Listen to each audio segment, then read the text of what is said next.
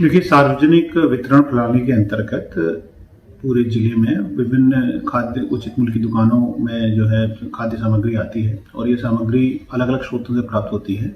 हाल ही में जतारा में जो नागरिक आपूर्ति निगम के माध्यम से जो खाद्यान्न आया था, उसमें ये ज्ञात हुआ है कि कुछ खाद्यान्न जो था वो ऊपर से गीला था और उसमें कुछ अंकुरण हो गया था। लेकिन ये खाद्यान्न हमने प्राप्त करने से पहले इसको नोटिस कर लिया था और जैसे ये बात मेरे जानकारी में आई थी, मैंने उसको लेने से इनकार करवा दिया और खाद्य अधिकारी द्वारा उसकी जांच की जा रही है। शायद ट्रांसपोर्टेशन को लेकर, क्योंकि ये कहीं दूर से ये खाद्यान्न आता है, किसी तरह से उसमें नमी आई और इस चीज़ की वजह से ऊपर के हिस्से में कुछ अंकुरण हुआ है। तो ऐसा कोई भी खाद्यान्न जिसमें किसी प्रकार का अंकुरण हो गया था, उसको हमने स्वीकार नहीं किया है और ट्रांसपोर्टर को और संबंधित एजेंसी को ये बोला है कि इसको रिप्लेस करके हमको जो अच्छी क्वालिटी का खाद्यान्न है वही हमको दें। और इसी खबर पर ज्यादा जानकारी के साथ सूर्य प्रकाश हमारे सहयोगी हमारे साथ जुड़ रहे हैं। सूर्य प्रकाश, बहुत अच्छी पहले यहाँ पर कलेक्टर की तरफ से की गई कि जैसे ही पता चला कि ये राशन खराब है, क्वालिटी खराब है, इसको रुकवा दिया गया।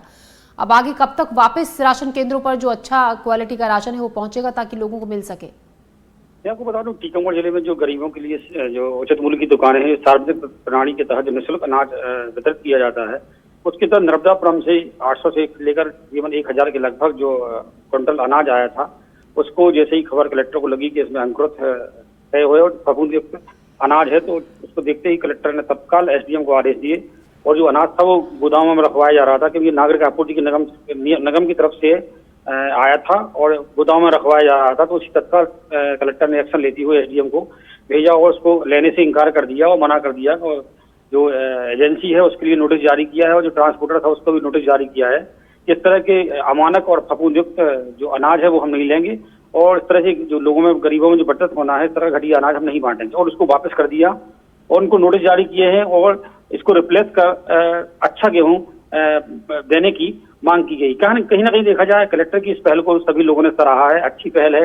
इनका काश देखा जाता है कि जो एजेंसियां हैं, जो गरीबों के लिए निःशुल्क जो अनाज बंटने आता है, घटिया फफूंदयुक्त तमाम अनाज टपा दिया जाता है, तो कहीं ना कहीं इसमें कलेक्टर की जागरूकता कही जाएगी। कलेक्टर ने जो एक्शन लिया है उसको अच्छा एक्शन है।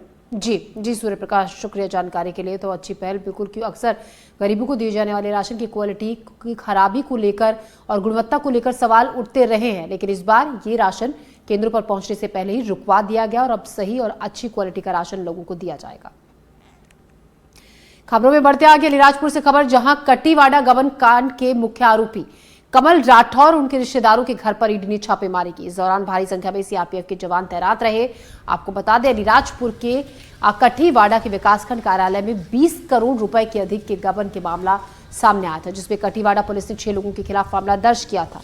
ये मामला 2018 से 2023 के बीच खंड शिक्षा अधिकारी कार्यालय में तैनात 3 बीओ और लेखापाल से जुड़ा हुआ है, जिसमें मुख्य आरोपी कलम राठौर है। कोष और लेखा विभाग की जांच में 20 करोड़ 47 लाख रुपए की अनियमितता पाई गई थी, जिसके बाद पुलिस ने मामला दर्ज किया था।